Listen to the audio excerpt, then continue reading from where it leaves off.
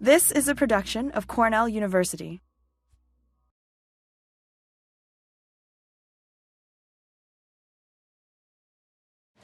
All right. I have the pleasure of introducing Richard Rambuss, who is presenting this year's Gottschalk Memorial Lecture, an endowed lecture established in memory of Paul Gottschalk, professor of English at Cornell and a scholar of British Renaissance literature, and author of The Meanings of Hamlet, who died in 1977 at the age of 38. Richard Rambuss is currently Nicholas Brown Professor of Oratory and Belles Lettres, and now Chair of the Department of English, you poor guy, at Brown University. He has previously taught at Emory, and early in his career at Tulane University, about which I will say more in short time. He is the author of Closet Devotions, which examines the issue of sacred eroticism, the literary or artistic expression of devotional feelings in erotic terms that has repeatedly occurred over the centuries. This work has been a major contribution to the study of sexuality and the religious turn in literary studies. His monograph, Spenser's Secret Career, is a path-breaking and really revelatory work on Spenser's career, his dark conceits, and his twin dedications to both concealment and disclosure in his poetic work. He is editor of the English poetry of Richard Crashaw, that weirdly wonderful 17th century poet, about whose devotional verse he has also written. He has a new book, Kubrick's Men, forthcoming from Fordham University Press, and he has current work in progress on Milton and Mardi Gras Milton, from which today's lecture is taken as part of a book project, Mardi Gras Milton, the Golden Age of New Orleans Carnival and English Renaissance Literature. This current work, I now add, revisits a much earlier essay from Boundary 2, Spenser and Milton at Mardi Gras, an essay which owes much to Rick's years teaching at Tulane, where a former student of his tells me getting seats in his classes was like getting concert tickets. She added that when he had seminar students over to his sweet home, which was painted yellow, he explained that he researched the kinds of colors of homes in New Orleans that were used when his house was built and chose them to paint all the rooms. At that time, she said, he was beginning to explore the connections between Milton and Mardi Gras through the Comus crew. That exploration continues, and today we will hear more about it in his lecture, Milton, Spenser, Shakespeare, and Carnival, New Orleans Style.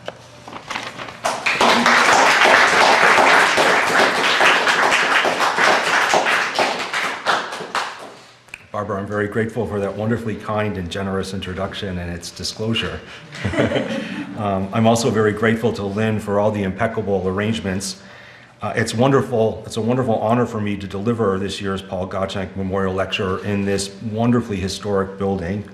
I also want to thank all of you for attending.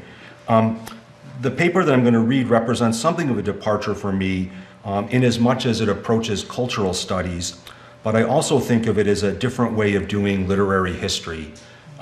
Here I'm specifically interested in what literature meant, and to some respects still means, to certain carnival organizations in New Orleans known as crews, who put on the theme parades that Carnival is particularly known for there.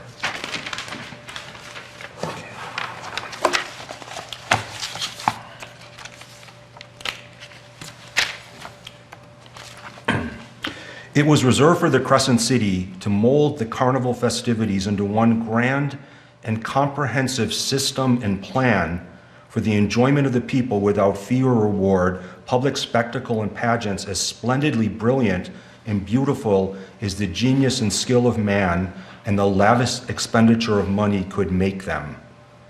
Despite such a claim, charming in its civic chauvinism, there is, of course, no one grand and comprehensive scheme or story to tell about Carnival in New Orleans. Anyone who's ever gone down there to be caught up in these strange revelries knows as much. In New Orleans, Carnival gives rise to myriad put-on fantastical counter-kingdoms.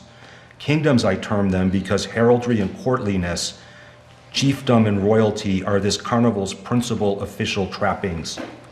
This is a public bacchanal with a king named after the Latin rex. The formal conclusion of the Mardi Gras celebration is the meeting of the courts, where Rex and his queen leave their ball to visit Comus and his queen at Comus's ball. Those in the know that Comus is the preeminent figure in this festive world, a masked captain presiding over the ostensible public king, Rex, whose Latin motto is pro bono publico. But there's also Zulu, a self-described, quote, social aid and pleasure club of African-American New Orleanian men who have been parading periodically since 1909 in grass skirts and blackface mixed with whiteface. Zulu not only puts forward its own rival king of carnival, Louis Armstrong most famous among them, Zulu also claims primacy of place by parading like Rex on Mardi Gras morning itself. Most mysterious of all are the Mardi Gras Indians, so named, the story goes, as a homage to the indigenous peoples of Louisiana who took in and protected runaway slaves. The unscheduled appearances of the Mardi Gras Indians in their astonishing hand-sewn, day-glow feathered and beaded costumes mostly elude the carnival tourists. Chiefs of their own inner-city neighborhood tribes, they face off against each other in song and dance in the streets to determine who is, in their parlance, the prettiest. Sometimes these counter courts all seem to constitute their own more or less separate, even rival evanescent festive worlds. At other times, their members and celebrant observers overlap and promiscuously mix among their revelries. Some of these New Orleans Carnival counter courts have underlying counterculture impulses.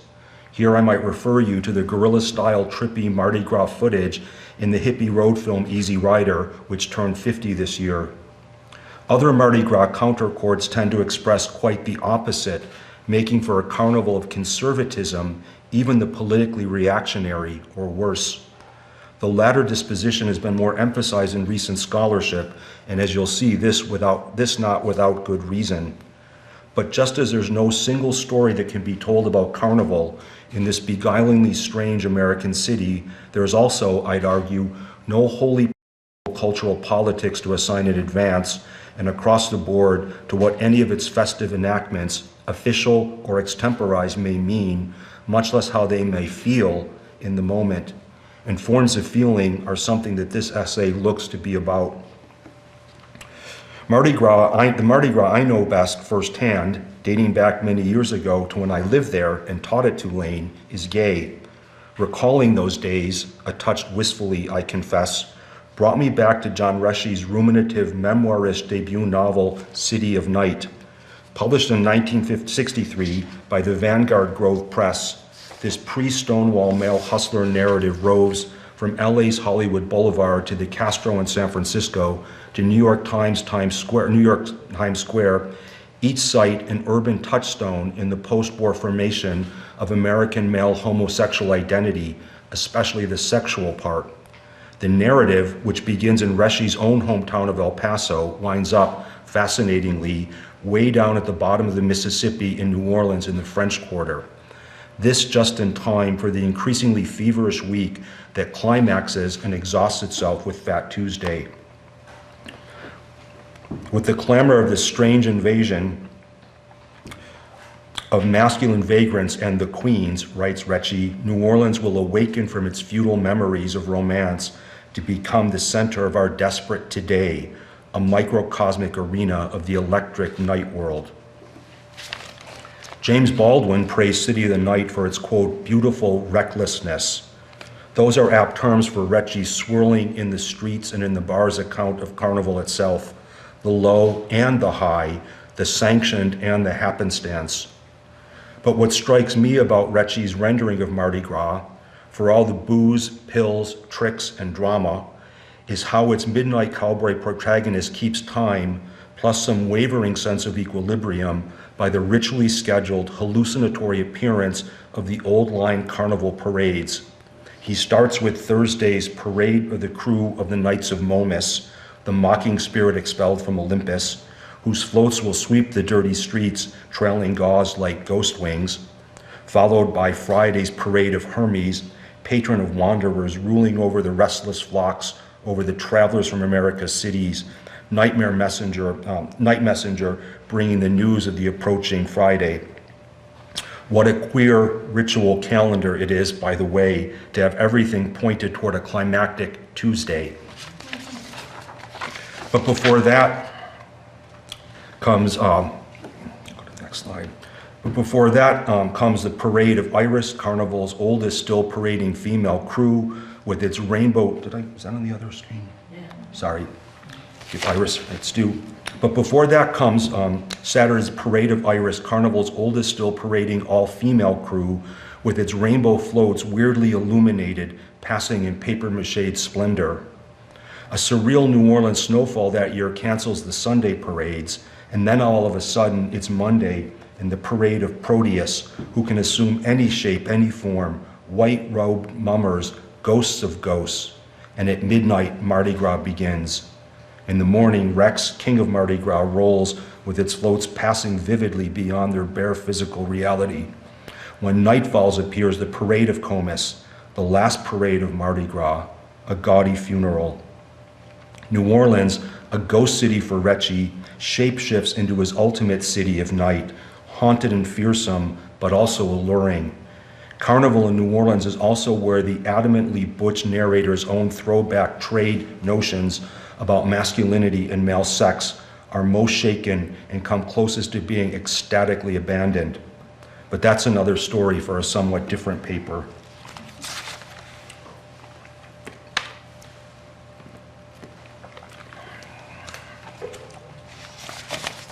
Reggie's incantation of these mythic names, Comus, Momus, Proteus, Hermes, Iris, and their otherworldly ritual pageantry brings me to my chief subject, which is classic New Orleans Mardi Gras Carnival.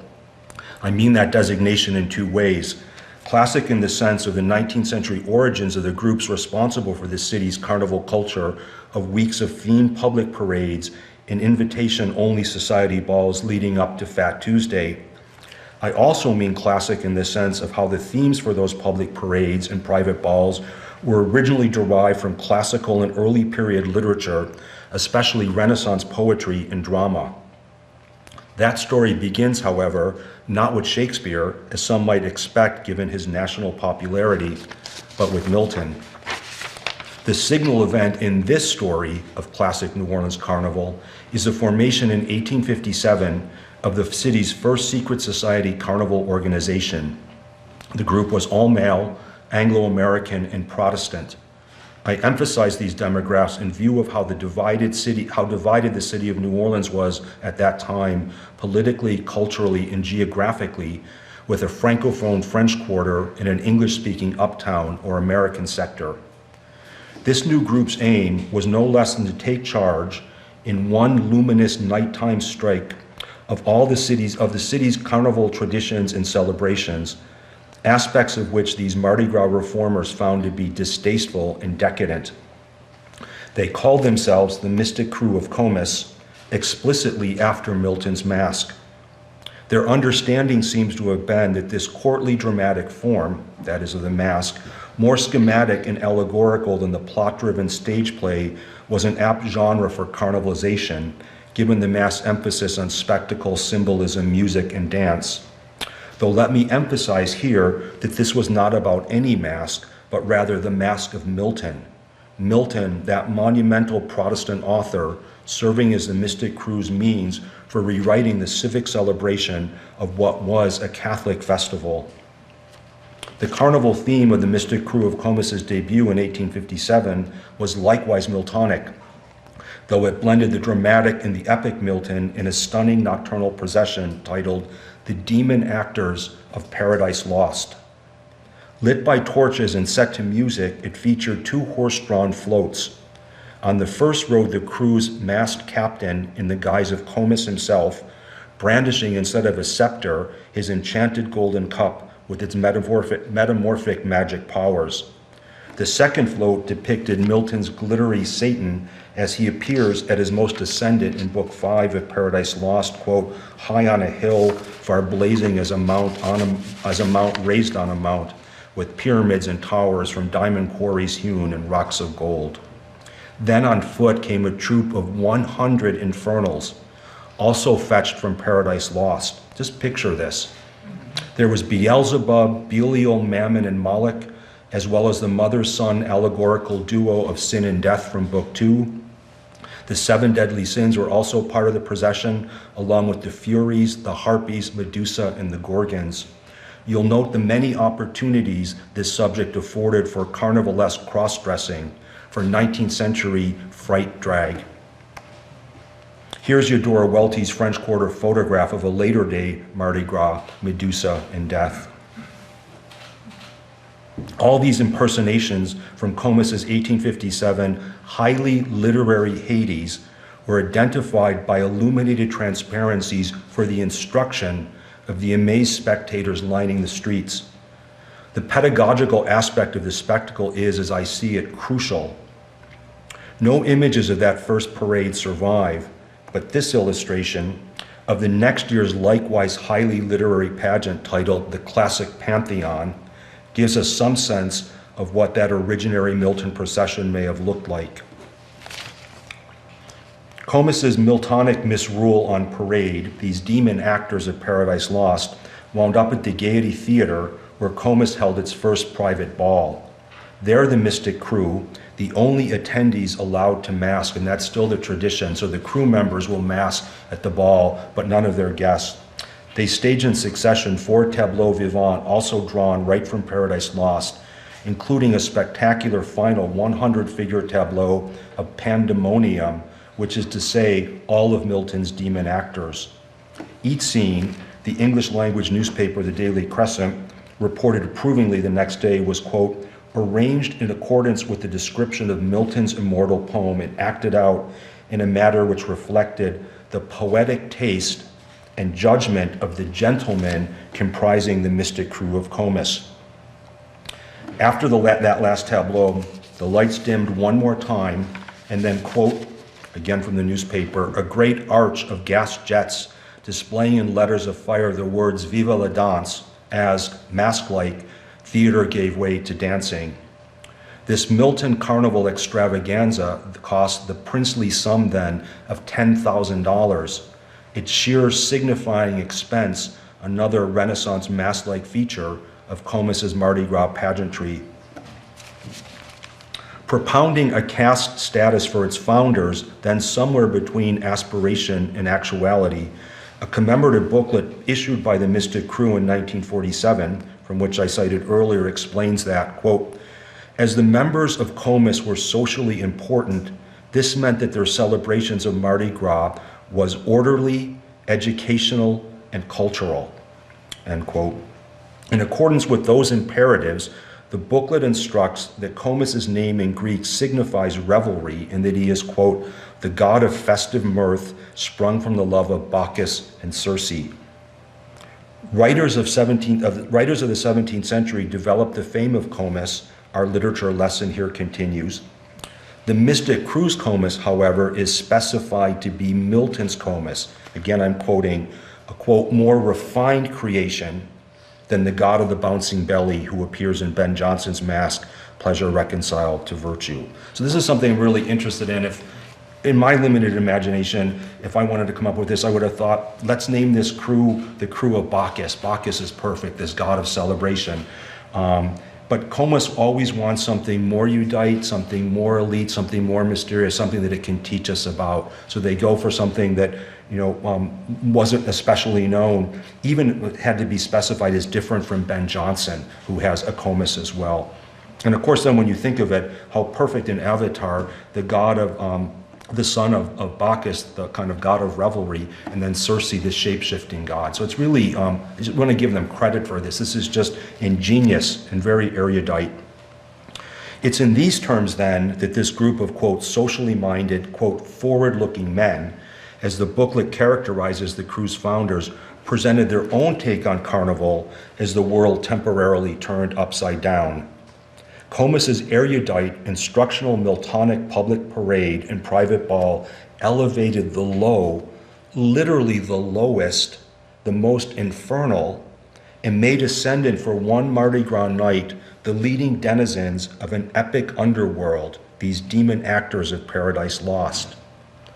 Yet the low of Comus was itself culturally elevate.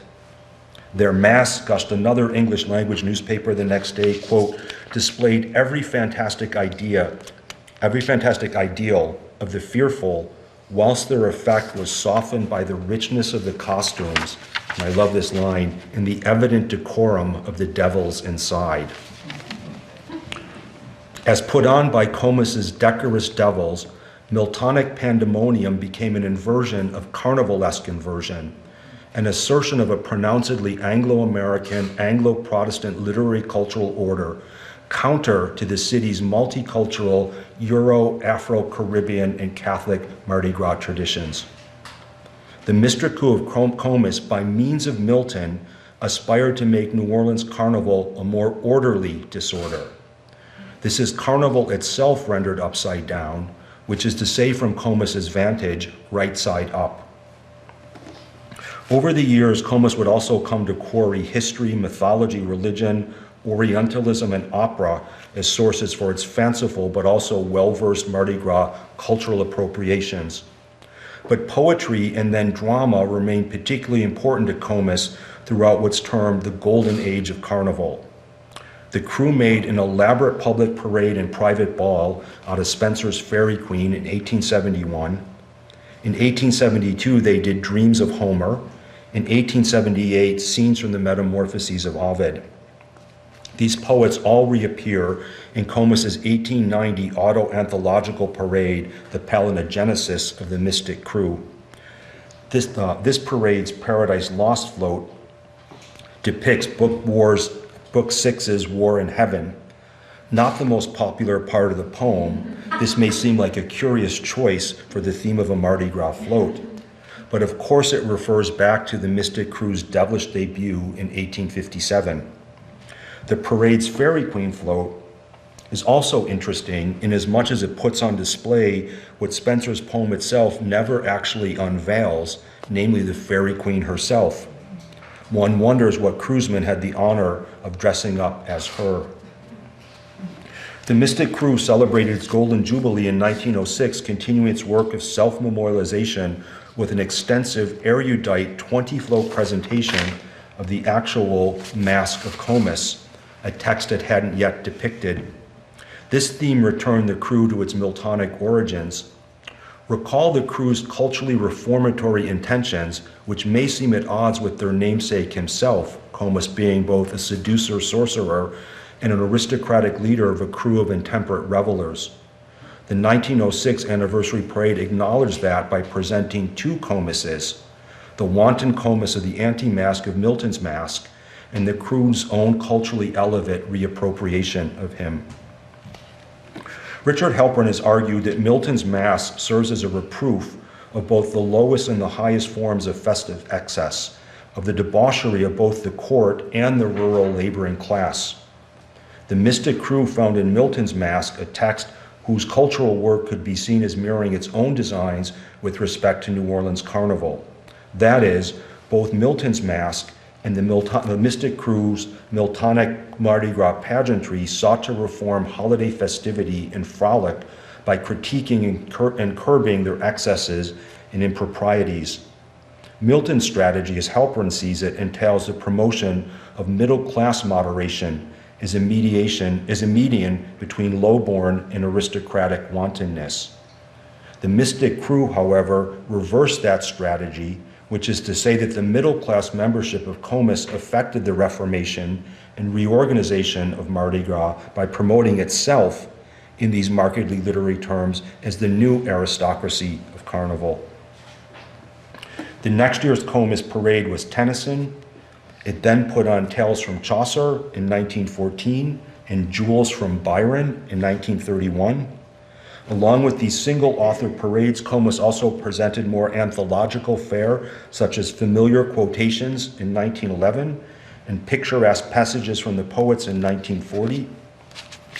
The literary miscellany or commonplace book on parade was a particular specialty of the Rex organization, which called the designation the School of Design rather than Krewe.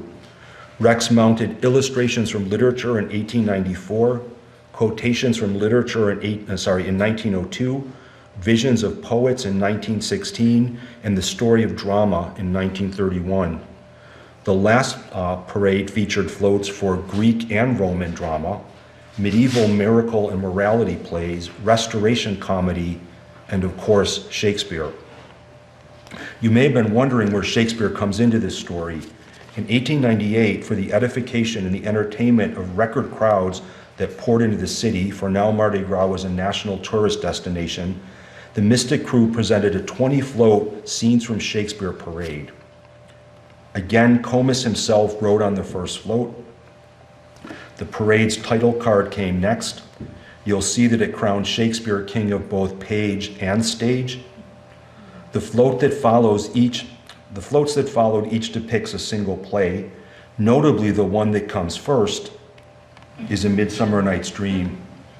Here what I've given you is the beautiful Art Nouveau watercolor design for the float by Jenny Wild, festooned with these giant papier-mâché flora. So some of these I'll be showing you newspaper renderings, and then others the actual float design. The artistry that went into all these productions is just absolutely astonishing, and it's such a thrill to go down to New Orleans, to work in the archives there and write down a parade, say Mystick Krewe of Comus 1898, and just be given these beautiful watercolors and dance cards and party favors, this like kind of material culture that I don't otherwise have access to. So I just really thrilled to this stuff and just the sheer artistry and beauty. And it's also very interesting, a kind of gender texture of all this. I've been emphasizing these original carnival crews were all male secret society organizations. But among the most important artists of Carnival are this, just an array of female artists, Jenny Wild being one of the most important. So that's another interesting texture here as well. I love this slide. Okay. You can also see the riders drawn in on it. Yep. Some of them too will be really interesting. Down here, but not on this one, there'll be pencil marks saying 8 riders on the one side and 5 riders on the other side. Really, just really interesting stuff. That might come up in some of the other slides. You can see the riders drawn in, and a crew member is Titania atop a mushroom cap throne, and the others as her fairy attendants. And again, just the imagination that went into like depicting these scenes, and probably having some relation to perhaps stage productions, but I also think people like Jenny Wild kind of channeling their own reading and envisioning of the plays is just extraordinary to me. The design's most prominent feature is the outsized garland grinning donkey head. In Milton's masque, those who drink from Comus's cup are changed into that stock figure of Carnival, the human animal. There they become carousing bipeds with the face, here I'm quoting Milton, of wolf or bear or ounce or tiger, hog, or bearded goat. Or, in Shakespeare's version of it, ass. The translated ass-headed bottom turns out to be, I found, a figurehead for classic New Orleans Carnival. Carnival following bacchanal is bottoms up. But again, in this carnival, Comus's literary carnival, that means Shakespeare's bottom. Allow me to diverge here a bit from the Renaissance to illustrate something of the density of cultural illusion characteristic of New Orleans Carnival. In 1883, the Funny 40 Fellows, a crew known for its spoofs and satire, put on Visions of the Stage. Among its notable impersonations was Horsecar Wild, or, as they called him at the same time, an aesthetic Bray, as the world's then most famous athlete is here ribbed. The year before, Oscar Wilde had gone on an extensive cross-country American speaking tour, which included an appearance at the New Orleans Grand Opera House, which was also the site of many Comus balls. Horsecar first shows up on the artfully designed fold-out invitation for the Funny 40 Fellows Ball in an ass's head and a dandy suit, frilly lace collar, black velvet coat, knee breeches, and black leather pumps. He's brandishing a sunflower, which you may know is a design motif of the aesthetic movement. This queer creature rode in the Fellows Parade on a float titled, quote, "To utterly utter for anything," a tag taken from a rondelay by Robert Coote that pokes fun at the aesthetic movement. The float itself represents Gilbert and Sullivan's 1881 satiric opera, Patience, whose main character named Bunthorne is a bachelor poet aesthete. Not everyone agrees that Bunthorne is modeled on Wilde, but the 40 funny fellows saw it that way. I also detect a Midsummer Night's Dream intertext here that refracts the fellow spoof of Horsecar Wilde through that play by Shakespeare, who, I'll go back to this slide, you'll note, appears at the top of the invitation, glaring down from on high on such ridiculousness. All this relates the fellow's carnivalized aesthetic bray to Bottom, a Midsummer Night's Dream ass-headed acting animal who, you'll recall, wants all the roles in the play within the play for himself. Actor, aesthete, ass, Bottom, Bunthorne behind, too utterly preposterous. The translatable Bottom is the festive figure of which New Orleans literary carnival can't get enough. And here he is reimagined by the gay male crew of Petronius as a gay butch Bottom who was taken for himself Comus's golden cup. But now, back now to Comus's 1898 scenes from Shakespeare's parade. This is the newspaper souvenir fold-out parade bulletin depicting each float in the order of appearance. So this would come in the morning newspaper of the day of the parade. And this huge fold-out thing. I was actually able to find one of these at auction. So there's almost like kind of cliff notes for the parade that's going to unfold. So you could see pictures of the floats as they'd come in each order and know what you were seeing, which would be very helpful. But even better than that, and again, this is a way I think of getting at how instructional the context is meant to be here. On the flip side of this would be a set of notes on each play and what's depicted on the float. So you really would be instructed in all this, which I think is really interesting. The flip side, as I said, provides commentary on the plays, likewise in turn a guide to Comus's outdoor carnival classroom. Remember I said Midsummer Night's Dream comes first. Othello followed Midsummer in a canny cross-genre comedy tragedy sequencing of plays about willful daughters and accusations of magic. The Othello float is about storytelling. Its marine decorations evoke the Moor's exotic overseas traveler's tale. Othello, a crew member seemingly, though it's hard to say for sure, in blackface, is shown relating his adventures to the captivated drag Desdemona and her father. According to theater historian Joseph Rapolo, Othello was the first Shakespeare play to be performed professionally in New Orleans. This was back in 1817, and Othello was put on there many times afterward throughout the century. The Merchant of Venice, Shakespeare's other play set in that city known for its own carnival, was also popular then on the New Orleans stage. This crowded float features Portia, though here in her male guise, during the famous trial scene where Balthazar gets Antonio off the hook. The backside of the parade bulletin explains that, quote, she pleads with graceful mien the case she so wittily wins, a scene that emphasizes the oratorical Shakespeare, that is Shakespeare as a model for speaking, another of his central 19th century meanings. Richard III, Hamlet, Romeo and Juliet, and Macbeth were also then frequently performed in New Orleans, and they are also represented in Comus's 1898 scenes from Shakespeare. Here's the watercolor design for the Macbeth float. This might be hard to see, but it has numbers here at the bottom for the number of riders and where they might be. And what was interesting to me about this float is that it depicts, as you can see, two scenes, Macbeth with the witches and then Lady Macbeth later in the play sleepwalking. And that kind of blending and juxtaposition, that kind of atemporality, I think is interesting. Comus also included three of the romances. I thought this was interesting too. So it put on Pericles and Cymbeline, maybe not what everyone would immediately expect would be popular, but it seems they have a taste for the romances. So there's Pericles, Cymbeline, and as the final float, The Tempest. Carnival season begins in New Orleans with the Feast of the Epiphany, 12th night, so it's fitting that that play is here also.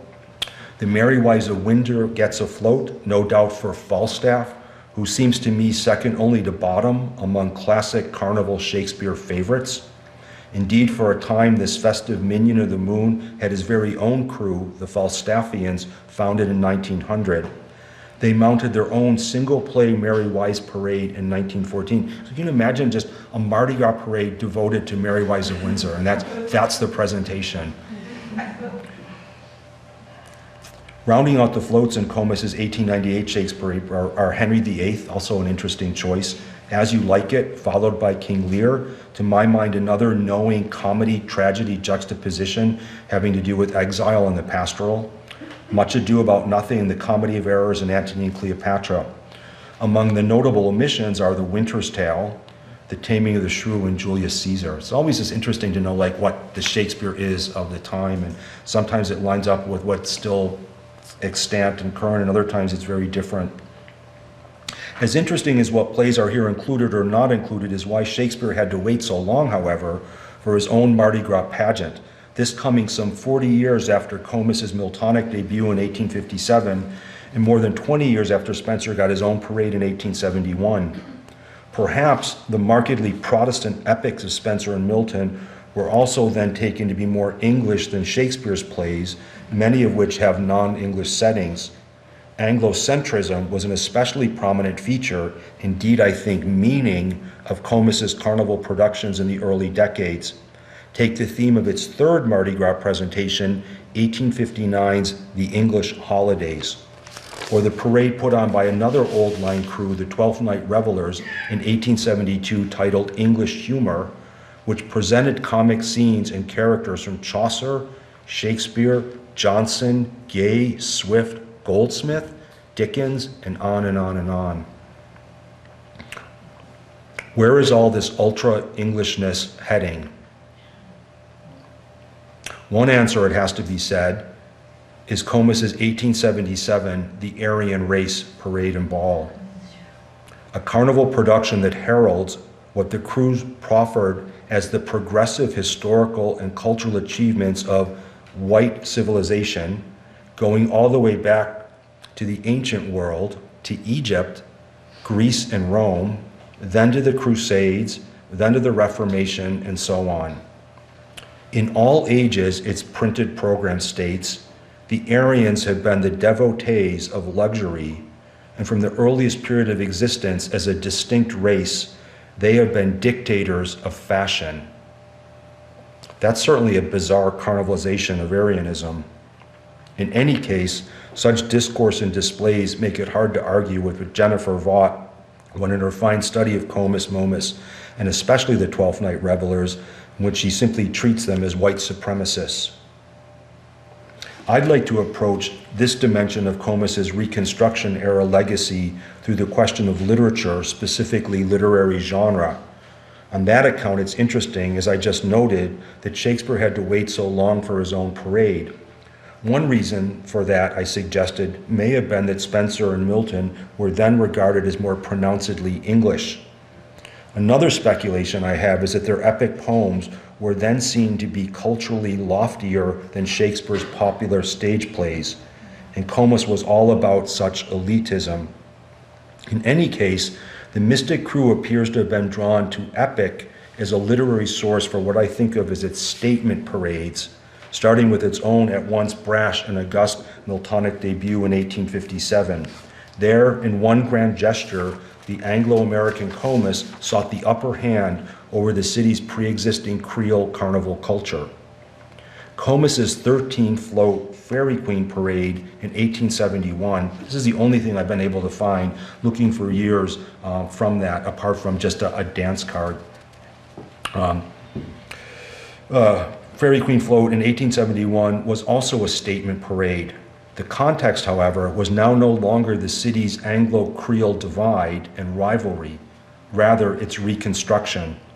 As I've argued elsewhere in the essay that Barbara referred to, Comus's carnival presentation of what it termed Spenser's, quote, gorgeous romaunt of chivalry, with all its knights and tournaments and quests, spectacularized a deep nostalgia for a bygone societal order then on the verge of being lost, except to memory and preserved only in the imagination, specifically here the literary imagination. The antiquated romance glamour of the fairy queen served as Comus's poetic retort to the innovations of Reconstruction and also the perceived vulgarity of the carpetbagger. Its fabulous chivalric pageantry included material drawn from all 6 books of Spenser's epic, as well as the mutability cantos. Again, just imagine that. The whole Fairy Queen and the Canterbury cantos put on display and also rendered in the Carnival Bulletin with paragraphs on each of this.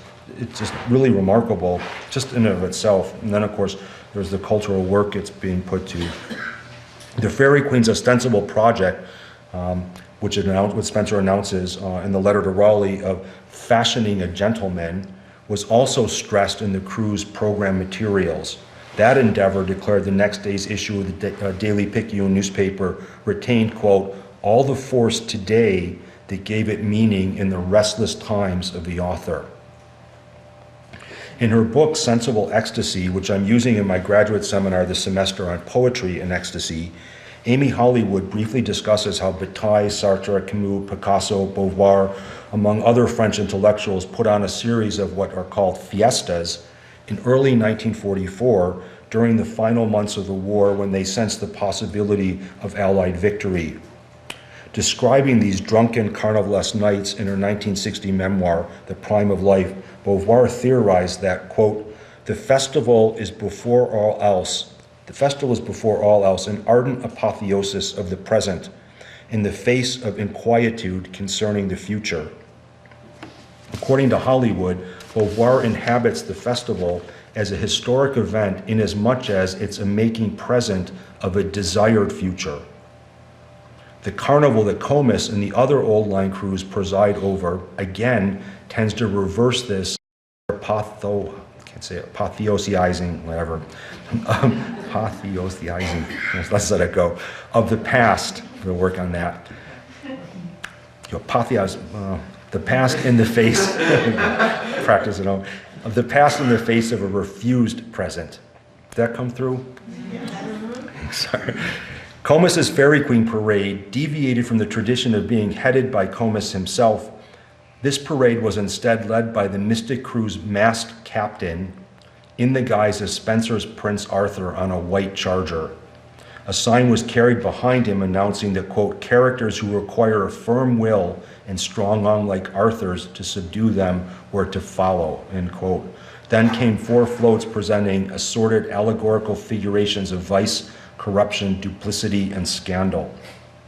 Comus as Prince Arthur thus appeared as both a romantic hero for this Cavalier South and a guardian of a past society order under threat of change and upheaval. Or, as the crew's own historian Perry Young puts it, quote, Comus, in spite of Reconstruction, was yet the monarch of his own phantom realm. Comus's engagement with Shakespeare in 1898 seems to me to operate in a different register than its more politically interventionist earlier Milton and Spenser parades. Shakespeare is presented here, as I've been suggesting, as the master storyteller, comic and tragic. His works are also a handbook for effective oratory and moral lessons too. Mardi Gras Shakespeare stands for education, entertainment, and good taste, even goodness itself. The final passage on the fold-out Carnival Bulletin for the Scenes from Shakespeare parade rhapsodizes that, beautiful as a dream, gradually falls away the closing scene in Comus's Masque of Shakespeare, never to return, but long to be remembered as one of the most instructive and brilliant, as well as one of the most familiar pageants that His Jovial Majesty, that is Comus, has ever presented to his people for their entertainment. Note how once again the Mystic Krewe of Comus circles back to its origins in Milton's masque by making a masque out of Shakespeare. Also note the invocation of familiarity. This notion may also set Comus's Scenes from Shakespeare apart from its Milton and Spenser Carnival productions. Shakespeare has come to represent the familiar in which, paradoxically, one is ever still to be lessened. Entertaining education in what is old, what is familiar, what is established. This, in the hands of the old line crews, becomes a Mardi Gras trope. Recall, for instance, Comus's 1911 parade familiar quotations and its 1940 picturesque passages from the poets, which was billed as, quote, familiar incidences from great poems. In my remaining time, I'd like to run through more Mardi Gras Shakespeare, focusing in particular on that carnival favorite, A Midsummer Night's Dream. Earlier, I brought up Comus's 1859 Anglo-Philic, The English Holidays, which was the first of its parades to head right into the French Quarter. So again, picture that as a gesture. We're going to go into the Quarter for the first time, and our parade is The English Holidays. Its Midsummer Eve float melded Shakespeare, Titania, Bottom, Puck, with Spenser, St. George and the Dragon. A Midsummer Night's Dream also represents Shakespeare in Momus's 1878's realm of fancy. This float, the rare carnival depiction of that play without Bottom. Shakespeare is featured in Rex's 1895 Chronicles of Fairyland, 1908's Classic of Childhood. That's another thing too that I haven't really worked up enough, but Mardi Gras is very much about culture. It's also, again, this is the Comus version of it, and then everyone taking their cues from that. It's about culture, but it's also about commerce, and it's also about childhood and fantasy. So this notion of Spenser for children, Milton for children, especially Shakespeare for children, there seems to be more work to be done on that. So you have a classics of childhood in which Shakespeare appears, and then in 1916, this is still Rex, Visions of the Poets. The Shakespeare float in all these Mardi Gras productions is A Midsummer Night's Dream. The float, accorded to Shakespeare in Rex's 1931 The Story of Drama, depicts 3 plays, Hamlet, Romeo and Juliet, and A Midsummer, which is, as you see, represented by Bottom with his ass head. In 1892, Hermes presented Dream on A Midsummer Night, while the non-parading crew of Consus titled its 1908 ball Shakespeare and His Creations, with sets composed of real trees, flowers, and moss. Its 2-part tableau form, The Dreamer, and What the Forest Says, seems key to A Midsummer Night's Dream. In 1948, the crew of Osiris put on an entire Midsummer Night's Dream parade and ball, while Hermes did Tales from Shakespeare the following year. A Midsummer Night's Dream got its own crew in 1895 with the debut of the Elves of Oberon. Naturally, their first presentation was that very play. The Elves did Midsummer again in 1923 and again in 1970 for the 75th anniversary.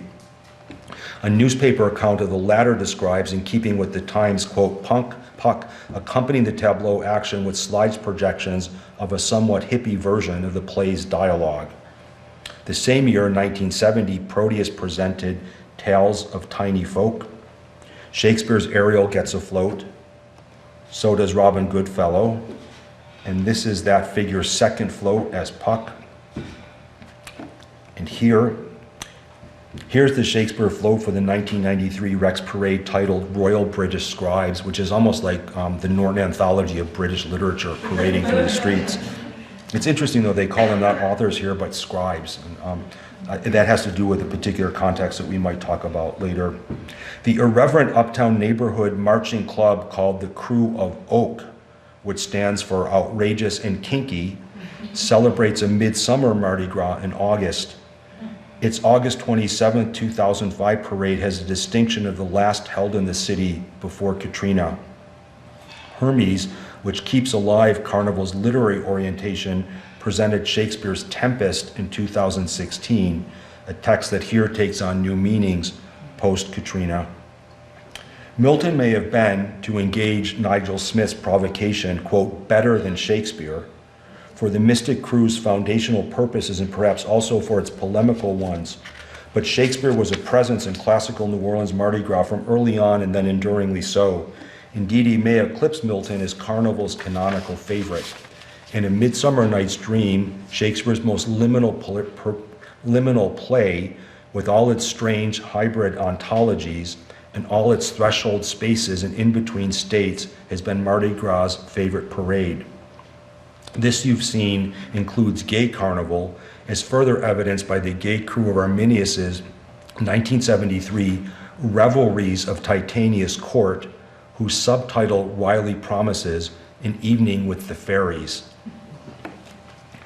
Beautiful and fanciful and learned, often transportive and sometimes politically reprehensible, classic New Orleans Carnival is a compelling and complex archive of the performative American afterlife of English Renaissance literature. Yet there's only one reference to New Orleans in the recent Library of America anthology, Shakespeare in America, and nothing excerpted in it concerning Shakespeare and Mardi Gras.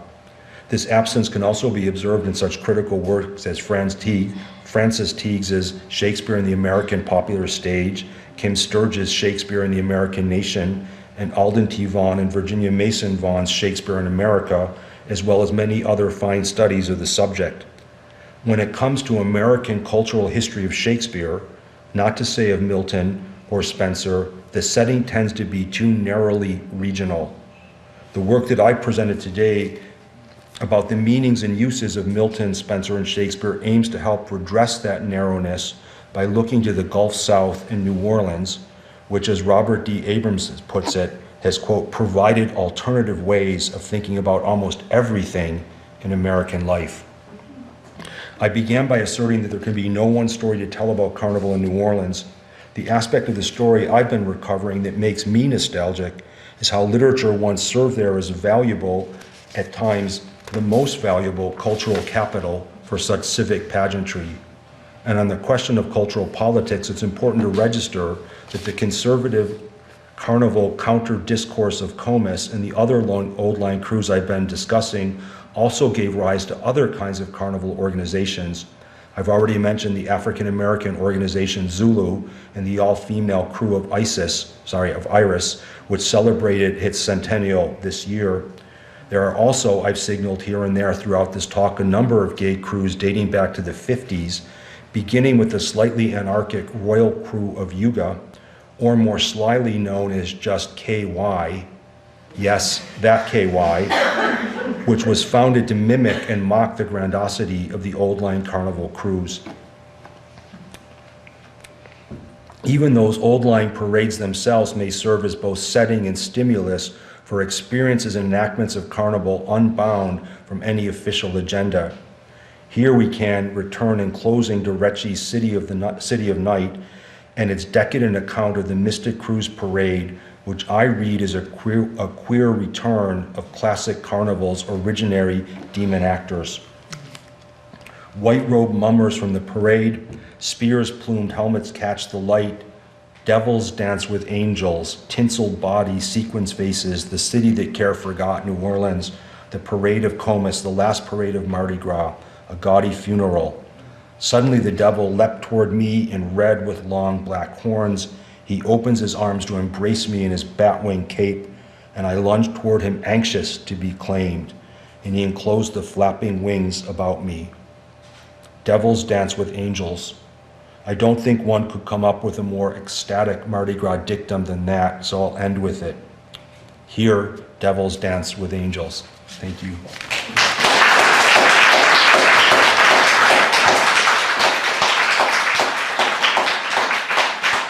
Thank you very much.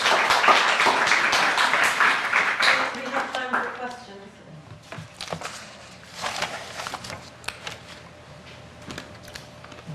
Yes.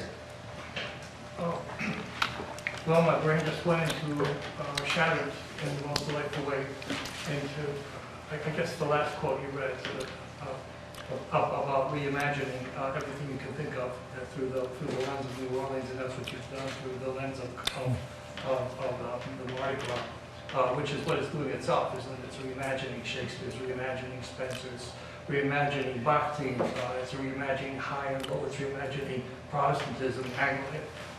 So anyway, this is a marvelous, exciting. Thank you very much. So it makes the question really hard to ask, but I mean to choose from.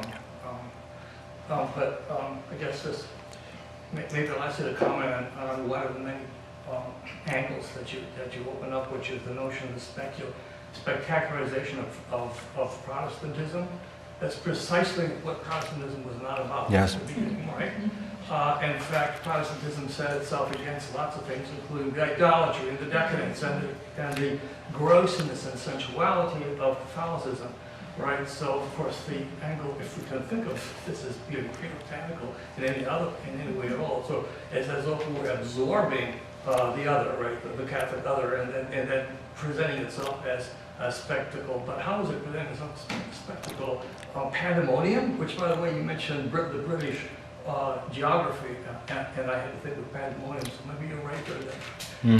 Pandemonium is Anglo. But at any rate, my thought there is how you might connect that with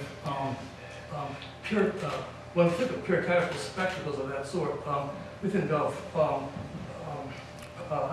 notions of hell and damnation and sermons and that kind of spectacularity, which of course is not visual. It usually takes place in a church or an oratory. So I guess, to boil that down, any thoughts you have about the relation between carnival and this sort of the spectacular presentation of heaven, hell, damnation, and so forth, that might be, very deeply endemic in American Protestantism? That's a wonderful comment and set of interrelated questions and issues. I think maybe one way just for me to take a stab at all that would be just to go back to Comus itself, meaning Milton's masque. And I really, I agree with what you said about the kind of tension between the spectacularization and then the Protestant stuff. And in a certain respect, it's so peculiar, only in a certain respect, it's very peculiar Milton never even wrote a masque, because so much of what Milton seems to be about, and Halperin talks a little bit about this, seems to be so masque-like. This maybe veers off topic a little bit, but T.S. Eliot said, I think this is really something, he said, Milton's Comus is the death of the masque. So there's like a way in which Milton, writing this masque, writes a masque against itself as an aristocratic form, also as a form, if you know the masque, it's very oriented towards the senses and a hierarchy of senses. And this is an uncanny way, given Milton's own biography, eventually going blind. In the form of a masque, it expresses so much skepticism about the sight. And the sight, the eye, is where blear enchantments enter. What the lady does is she listens and she says, my ear is a better guide. This is like a remarkable statement. In a masque, it's all about, just again, to use that word, the spectacularization, the allegoric spectacularization, and instead to put an emphasis on sound and listening to the ear. How perfect for the poet, of course, who would eventually go blind and write Paradise Lost, which he would say, would come to him in a dream, and then he would speak aloud the poem. So again, I really appreciate your comments and questions, because it allows me to push to the fore something, whatever else we think about, all the kind of complicated stuff around Comus and the other old line crews, just how erudite and smart they were. And like this project has shown me never to condescend to them or condescend to popular cultural adaptations and tapping into high literary culture. I mean, they really just found the perfect thing around Milton and the masque to kind of work this whole thing. Rena. I just want to follow up on that a little bit, because I think that your talk made me think about what brilliant readers of Milton they are, in the way that Milton is actually containing drama in both. That's really well put. In both Comus and Paradise Lost. Yes. But I wanted to follow up on something about Milton's Comus, which is that it makes this major figure at the end of the masque a lady. And could you say a little bit about the women in the floats? Are these women in the floats, or are these men dressed as women? Thank you for asking that, so I can clarify. It's remarkable. There are crew members dressed as women, and as I was saying, it almost seems like they go out of their way to find subject matter where they can put on drag. There's another Comus production. I can't remember what year it is. Maybe the 30s that I left out of my talk because there was enough stuff there, where they do something like famous women of history. So they put on a pageantry in which I think, in fact, there aren't any male characters in it whatsoever. Everyone in the crew gets to do drag, and it's like fabulous drag. Someone's Cleopatra, someone's Lady Macbeth, someone's Mary Queen of Scots, someone's Anne Boleyn, so on and so forth. So all those female roles were drag roles. And again, they seem smart too. Like Shakespeare's really great. There's almost like understanding, especially when they put on The Merchant of Venice or Twelfth Night, when they have the characters who are boy actors, who go into drag and so on and so forth. They're just kind of tapping in to all of that. Does that feel like a part of the elitist agenda, or is it? I mean, in your mind, I'm just sort of curious about in your mind whether it's of a piece with the interest in sort of cleaning up Carnival or elevating it, or is it something counter to that purpose that happens? I'm just curious about your thoughts are about that. Thank you, Red. I want to think some more about that. Like cleaning up and dignifying, and I wasn't thinking of that particularly under that kind of heading, the drag stuff. I think of it as like very, very Renaissance-y, and almost, it's like a recovery of earlier traditions of Shakespeare and so on and so forth. That would be one way I think about it. But then the other way, just given I guess my own predilections and interests, there always seems to be some kind of queer overlap, or that's an available meaning for there too, even if they're, I don't know, making everything male. There just seems to be some spillover. Another thing I left out of the talk, because again, it was already too long, I found this letter just recently in an archive in New Orleans about a father in one of the crews, probably Comus, writing a letter to his teenage son in advance of Carnival. So remember, the crewmen would be masked. This is secret. But he wrote a letter and he said, son, I just want to let you know that your dad has the prettiest dress for tonight. And I forgot what character he's going to play. And father says to the son, and if you're paying attention and you can figure out who I am, that beautiful queen in the most fabulous robes and scarves is going to give her favorite little boy a beautiful bauble. It's like the most remarkable father to son letter I've ever encountered. So I think, I guess my larger point is, whatever they seem to be doing, though, maybe it's the carnival culture, maybe it's New Orleans, which is just alternative and other and weird. There's always this overlap, this kind of queerness too, that I want to kind of pull out of it as well. I don't know if I did a good job with your really interesting comment. Jenny. I wanted to ask about the aim of instruction and how, I just would love to hear you talk. I don't know that this is answerable, how honestly meant that is, and if the instruction is just actually this pretext to dominate the space, the one carnival, the pageant that went into the quarter, for example, it just seems sort of just like a takeover. And instruction is always kind of about domination, right? Yeah. But I'm wondering how seriously the instruction and that kind of that this will be transformative in a kind of edifying way is a real intention of this production, or if it's really kind of that's interesting. I'll think some more about it and do that way. My first inclination is to take it pretty seriously, and the closest I came, so when I lived in New Orleans, it was a long time ago, and I went to a parade, I think it was 1995 or 96, my last year in New Orleans, and it was the crews that I've been mentioning, we could call them old line crews, and then there are this other group of crews called super crews, which are probably more famous. This is like Endymion. These are just like these monster parades that couldn't go anywhere near the French Quarter because the floats are too big and the crowds are too big. So they're in what's called uptown New Orleans, and they tend to have celebrity grand marshals. Like, I don't know, when John Goodman was filming in New Orleans, Britney Spears was one time, Kiss were grand marshals, a whole range of people. My point being, like, very quickly about the crews, the story I'm interested in, the old line crews, is more about literature and culture and refinement and opera and mythology and history. And then the super crews are much more popularized in every way. But even, this was Endymion, which is, I highly recommend seeing Endymion, the super crew. It's very fun. It's an interesting experience. They had a parade in, I think it was 95, 96, that I saw called Master Storytellers. And it was a mixture of kind of popular storytellers, almost like some were actually cartoons, but there was Sherlock Holmes, Conan Doyle was there. And then there was a float dedicated to Frankenstein. And it was so interesting to me as a kind of snapshot of this instructional things. It's a great float, very fun, I think identifiable for all ages, from like kids who knew that was Frankenstein, I'll come back to that, to people who may have read the novel. But the instructional placard that came before it specified Mary Shelley's Frankenstein.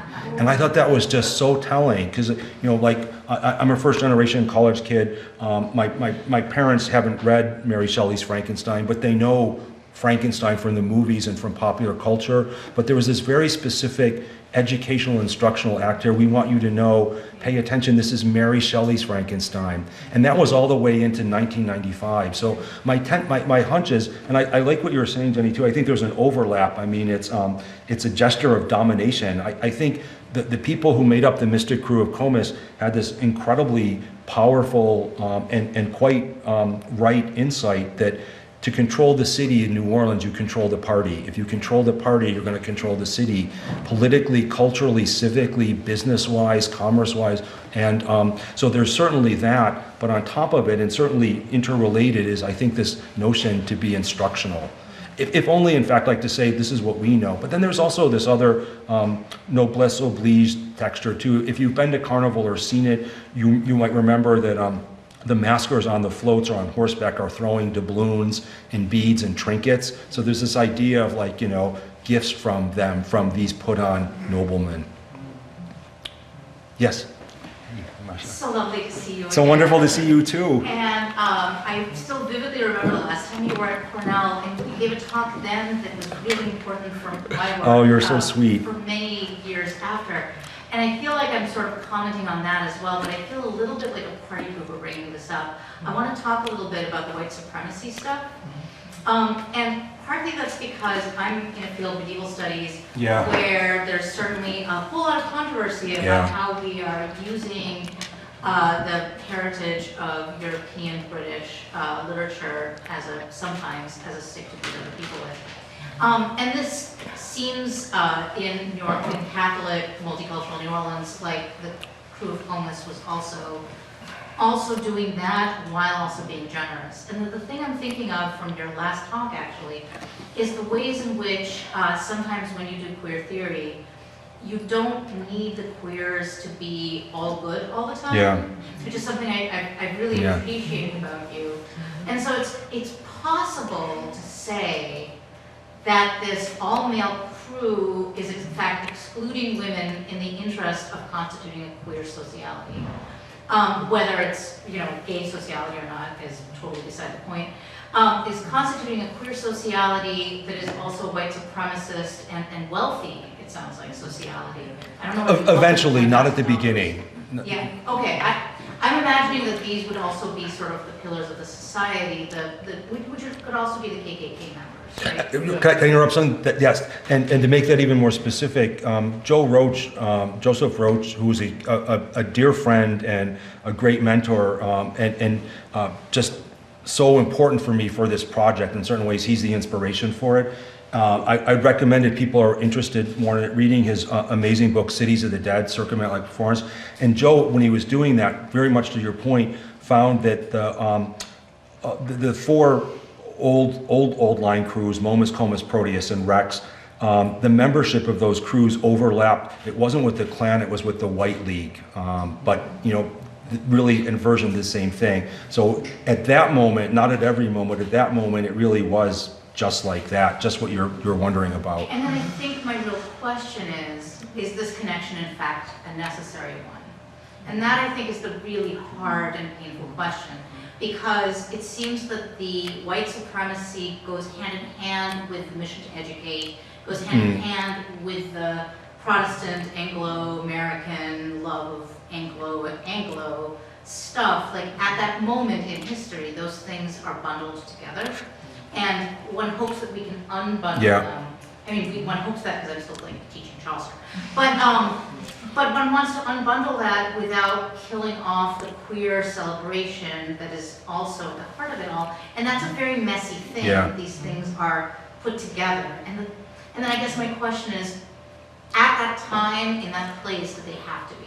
Yeah. And I think maybe they were, and I want to ask you to talk about it. Yeah, and what I'm going to, thank you for that. I'm going to take one of your phrases that you almost use refrain-like, and I think very well, at that time. So one of the things, I'm not sure if this is exactly answering that question, but it gives me an opportunity to be emphatic about something. That was at that time. And one of the things I'm interested in the paper was how, and in my research, how the deployment, say, of English Renaissance literature, which I'm particularly interested in, but there's also, as I mentioned, there's a whole Chaucer parade that you might find really interesting.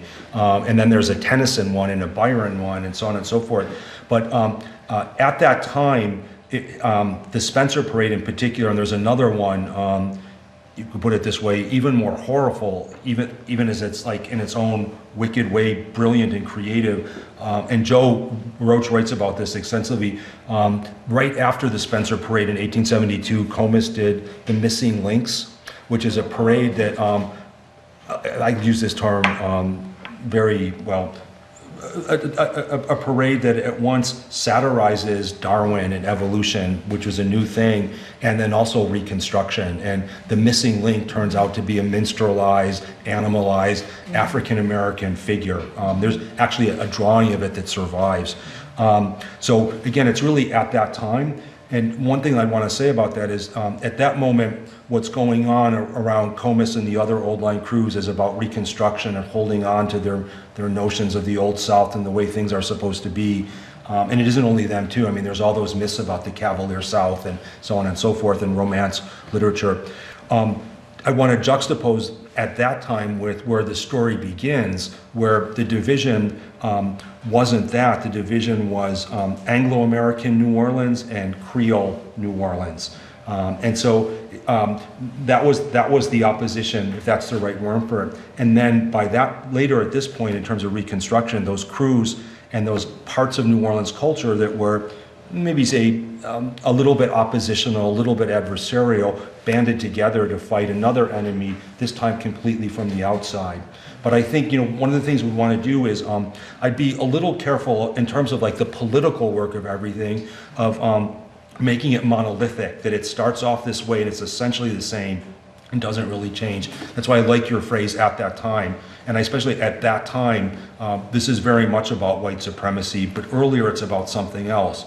And to go back to where it began, when it was the Anglo-Americans, they were the new people in town. The fellows who set up Comus moved from Mobile, which was a rival to New Orleans and probably even more powerful, wealthy, a little bigger than New Orleans at the time. They left there and wanted to kind of set up themselves in New Orleans. And so they were the newer ones. They were, they weren't the really ones in power. I just want to say the story changes over time, even though certain things might be the same. Yeah. This is a comment, not a question maybe, in my academic style, but I wanted to link together a couple of things that you said, going all the way back to the Comus's emphasis on the dangers of sight, Milton's emphasis in that play on the danger of sight, and hearing as better in some sense.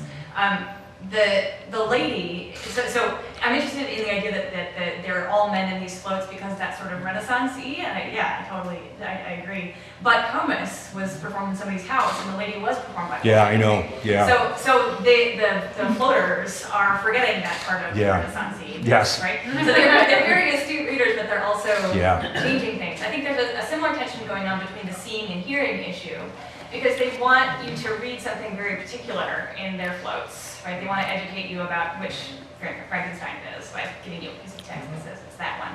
But the floats, are people speaking on these floats? No. They're just a thing you see, right? So they have masks on. So I guess it's possible they could, but it's unlikely that you really hear very much from them. Right. So it's about sight, but not hearing. I'm thinking about Milton's other play, which is a closet drama that you just read. If you read things, are you then imagining things in the same way that sight is dangerous? What is the tension between sight and hearing there? And is that part of the educational? I like what you were saying too about their, in a sense, they're forgetting that in a way in terms of their canon of drama, Milton's A Masque kind of stands out because, as you said, the lady is played by Alice, and then there's Sabrina as well. But at the same time, that's like the version I was saying, they also run into a little bit of trouble when they're going to do the masque itself, because then they have to confront what Milton's Comus really is. And so that's why you get like this doubled Comus effect, which I think is really interesting. There's the Comus of the Mystic Krewe of Comus, and then there's the enchanter, who's rendered for all his wiles on various floats, with the lady manacled in the chair and the carpe diem and all that as well. Yeah, so it's never, it's always, it's appropriated, it goes through revisions, it's not necessarily consistent, it's pliable, it's used in certain ways. Yeah, and it's like the popular cultural version of Frankenstein. You don't have to be able to read to be able to be educated by these floats. That seems to be a layer of it too. Yes? So I was wondering, with the crews that sort of rose up in response to the old line crews, or the crews that had a different sort of cultural profile from the old line crews, was there a sense that they were responding to and or reading and were interpreting the texts or the tropes or the figures that the old line crews were using? And were they also using the same texts in their own ways? Like, was there an attempt to sort of do, appropriative work or Yeah, that's a great question. I really appreciate that. So, as you know, the Mystic Krewe of Comus comes first, and when they debut, I had mentioned in my talk, I gave you some reviews the very next day in the English language newspapers. Again, these are the old that I'm nostalgic for, when there are many newspapers. Now there, in fact, isn't even a print newspaper in New Orleans. The Time-Picayune has been absorbed into something else. And the French, or the Francophone press, on the whole, mostly ignored the Mystic Krewe of Comus. And then a little bit later, a couple of days later, there was a very satiric review about it. And in fact, in a canny way, they picked up on Comus's faux archaism, the way it spells its name, and all the alliteration and so on and so forth. But very quickly, I think there was a sense that this is a new way of carnival, and these Mystic Krewe of Comus presentations are spectacular and riveting, and everyone's talking about them, and those are the balls they want to go to. So then, after the Mystic Krewe of Comus is founded, Proteus appears, and Proteus is Creole gentlemen. And they put on, whereas Comus, and these are generalizations, but they mostly hold, whereas Comus is putting on the kind of high Anglo canon of Milton, Spenser, Shakespeare, etc., with some Homer thrown in. Proteus puts on Ariosto, Ovid, Virgil, continental classics, and they're even more fabulous. There's still something kind of, maybe you could say Miltonic, so Puritan about Comus, even in its elaborateness. But Proteus, the Creole crew, is just utterly spectacular. I should say, too, by the time that Comus is doing, to give you some more texture to all this, by the time Comus is doing the Spenser Parade in 1871, they're having their costumes designed in the workshops of the Paris Opera, sending off the designs a whole year in advance, having them fabricated there, and then sent back to New Orleans. But again, as fabulous as all that is, nothing could touch Proteus and his continental stuff. And then there's Momus, which comes along, and Momus is just the, if you're sensing like meanness in Comus, Momus is like, no holds barred. It can just be like outrageously satiric, outrageously political. In fact, sometimes even brushing in a way which is remarkable in the annals of Mardi Gras, where in some ways almost anything goes, but not really. Momus runs in trouble with censorship a couple times because it's just so outrageous in what it's doing. And then comes Rex, and Rex is for the public good. Rex doesn't wear a mask. Some gentleman in New Orleans would be named Rex to this day. That's probably one of the greatest civic honors in terms of a particular culture of New Orleans that could be bestowed upon a man. So then there's Rex, who's like the king of Mardi Gras, and it's for the good of the public. Rex was the first crew to allow a Jewish member. When I lived in New Orleans, I don't want to go on too much. We could talk afterwards about this at the reception. It was a heated moment in carnival culture history because the New Orleans City Council said even though the carnival organizations are private organizations, they function publicly in terms of putting on these parades, and they're accompanied by the police and cleanup crews and so on and so forth. And New Orleans had just enacted civil rights ordinances that said it's wrong to discriminate not only based on gender, not only based on race, not only based on religion, but also based on sexual orientation. It produced several, I think, like months and months of public hearings, a lot of acrimony, and ultimately the decision was, even though they're private, they function publicly and they have to uphold civic ordinances of non-discrimination. So Comus, Momus, and Proteus, those three, all said, fine, we will not integrate in any way at all. We'll keep our membership just the way we want. And they no longer paraded. So they just said that was their gesture, and we're taking this away. We're taking this gift away from the city. But Rex, because it's for the good of the public, Rex is a special thing. Rex brokered a deal with the city that said, we'll abide by this, but we'll only abide by it in terms of, I don't think at that point religion was so salient, we'll only abide by the non-discrimination in terms of race. But we won't do in terms of gender. There will be no women and there'll be no gays, no openly gay people. But Rex extended offers of membership. I might have the details a little bit wrong, but I think to 4 African-American men in New Orleans, and 1 or 2 or 3 of them accepted. And then they put on that parade that I mentioned, Royal British Scribes, which was also very oriented. That parade was very much a response to the civic ordinance and the trial. So for instance, one of the floats, and again, even if you find this devilish, wicked, someone's even told me, evil, there's thinking going on there that's at least fascinating, thinking through literature and working with literature. So one Royal British Scribes parade float there, every crew member was dressed up as Thomas More, and it was all about remaining loyal, even to the point of martyrdom. There was another one, they put on a Dickens float, but it was Miss Havisham with everything going up in flame. So this is what you've done, you've torched Carnival. It was Spenser, it was Milton, it was so on and so forth. It was really, really interesting. So that's another part of that. Really interesting story. So Rex continues to parade. Sometimes Comus has popped up now and again. They say, I don't live in New Orleans, so I wouldn't know, but I think mostly they don't. And I think Momus will parade now every year or so, just doing whatever it wanted. No one seems to be putting any pressure on them. Again, there was so much in your wonderful question and comment. I think some of the newer crews are troping on, responding to critiquing, to things. Sometimes they're going into another archive altogether. Sometimes, as you see, the crew of Ivuga, they're making fun of what's already there. There's even a crew, one of my favorite crews is the crew of Barkus. There's a super crew called Bacchus, but there's a crew of Barkus, and that's for dogs.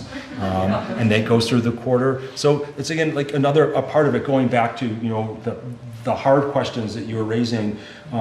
Carnival too is just like so many things, and as Carnival, it's not really containable. And even with something like Comus, you've got Reggie going down there and having a completely different experience of even old line crews and working literature out of that as well. So I just wanted to kind of there's really not just one story, even with the old line crews, even if they want to present that there's just one story.